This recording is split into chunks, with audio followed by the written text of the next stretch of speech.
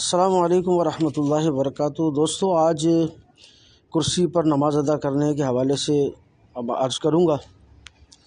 جو بھی کرسی پر نماز پڑھ رہا ہے، اس پر کرسی پر بیٹھ کر نماز پڑھنا جائز ہے۔ اگر اس نے علماء سے مشورہ لے لیا ہے تو اس پر جائز ہے کہ وہ کرسی پر بیٹھ کر نماز ادا کر سکتا ہے۔ تو سن لیں وہ کرسی کہاں پر رکھے گا۔ اس پر لازم ہے کہ جہاں تک صف مکمل ہو چکی ہے اسی جگہ کرسی رکھے گا۔ یہ جو غلطیاں اکثر مساجد میں ہوتی ہیں کہ کرسی کونے میں پڑی ہوتی ہے اور نمازی درمیانی صف میں نماز پڑھ رہے ہوتے ہیں اور کرسی والے بھائی کونے میں نماز ادا کر رہے ہوتے ہیں اور صف مکمل نہیں ہوتی، تو اس طرح کونے میں کرسی لگا کر نماز پڑھنا گناہ ہوگا اور مکروہ تحریمی ہوگا۔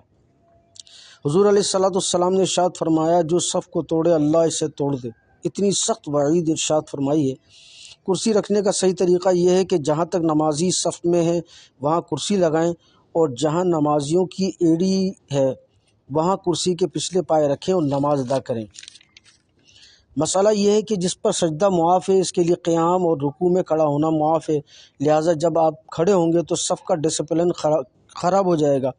لہٰذا اسی ترتیب سے نماز پڑھیں کہ کرسی میں بیٹھے رہیں، رکوع کے وقت رکوع کریں، سجدے کے وقت اشارے سے سجدہ کریں۔ اللہ تعالیٰ ہم سب کو عمل کی توفیق عطا فرمائے۔ تمام دوست اس ویڈیو کو لائک شیئر کریں اور میرے کو اپنی دعاؤں میں یاد رکھیں۔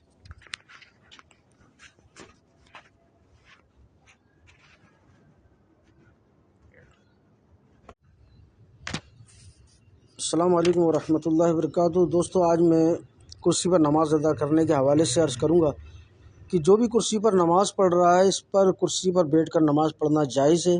اگر اس نے علماء سے مشورہ لے لیا ہے تو کرسی پر بیٹھ کر نماز ادا کر سکتا ہے۔